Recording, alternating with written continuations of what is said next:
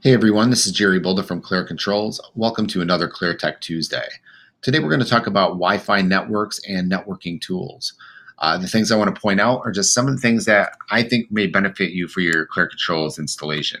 I'm going to open up a list here, understanding Wi-Fi networking tools. The first one here is router configurations, routers supplied by the internet service provider. Quickly, what I mean and why this is on top, a lot of the internet service providers these days, there's an AT&T, I know particularly, and a Spectrum router that are they're an ISP modem slash router for the house where it's an all-in-one device. And inside, what they do is typically right out of the box when they install these, the first thing they do is on the ones that we've seen and we've investigated, they like to block some of the auto discover protocols. So what does that mean? Sometimes you can't find your cameras. If you're doing a Clear Controls installation, maybe you won't be able to find your controller the first time or open up some of our apps like the installer app called the Install Assist tool. Sometimes you'll need to get into the router and find a particular setting in there and turn some of these things on or off. The next thing with the internet service provider provided routers or devices, they like to combine the 2.4 and the 5 gigahertz frequencies. And what that can do, a lot of the new devices now, like the Clear Video Doorbell, for instance, works only on a 2.4 gigahertz network. So what that means is if these are combined and there's what they call band steering. What band steering is when you have a routing device, just like this modem that we're talking about.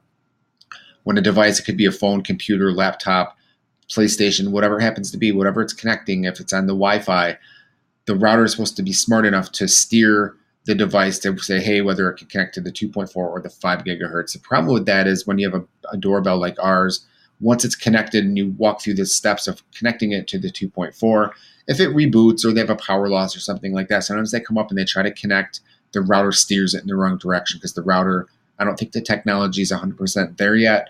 And we get problems sometimes with things trying to connect to the 5 gigahertz. So what can you do about that? We have documents and things where you can go in. I've got a couple screenshots. You can go in and you can easily separate most of the time these networks and have a separate 2.4 and 5 gigahertz network. Or you could use a Wi-Fi extender for we use like for the Edimax for the doorbell. Some of those Wi-Fi extenders only work on a 2.4 gigahertz network. So if that's the case, you can connect that extender and you know that your doorbell only can connect to it, which is a 2.4 gigahertz network. So it works pretty well. So next one on the list is common networking issues, mesh networking setup, and it says using having DHCP on multiple devices. So what does that mean? I've gone to a couple different places where the mesh networking is great. Don't get me wrong; those things work perfectly. But sometimes if you're using your own router or a third-party router, and then you add one of these mesh networking devices, sometimes when you go through the settings quickly, a lot of these get set up with an app.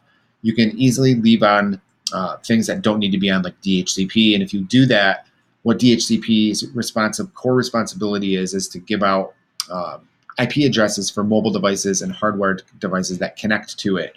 So if you've got a router and a mesh networking device handing out two different types of IP devices to different devices on the network, you essentially have two different networks and you've got devices that don't communicate with each other. That's a bad thing in networking. So be careful of that. The next line down says all or nothing, which means, if you're going to do mesh networking, maybe use all of the pieces for the mesh networking.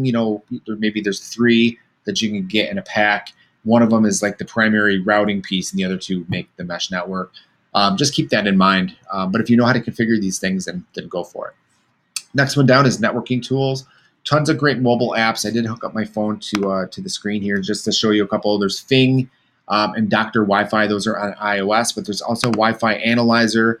And there's a couple other proprietary ones that they use on both platforms, which are great. If you go in and just type in network scanning, stuff like that, you can usually find great tools for free.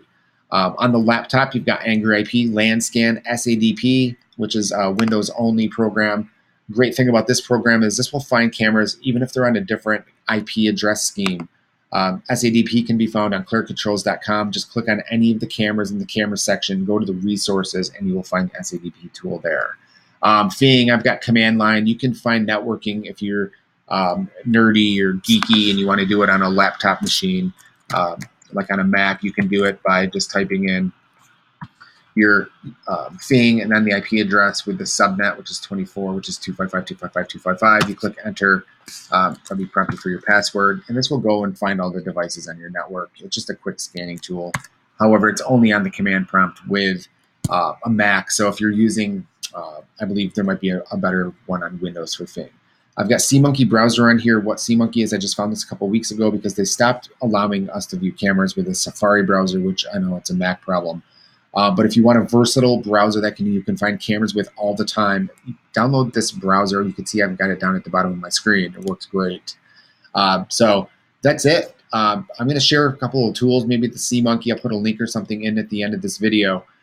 So I just wanted to share this stuff with you. I think it's important to uncover or reveal some of the things that we've run into. Maybe it'll help you in your next Clear Controls installation. So that's it for today. I want to thank everybody for joining us for our Clear Tech Tuesday, and we'll catch you next time. Thanks.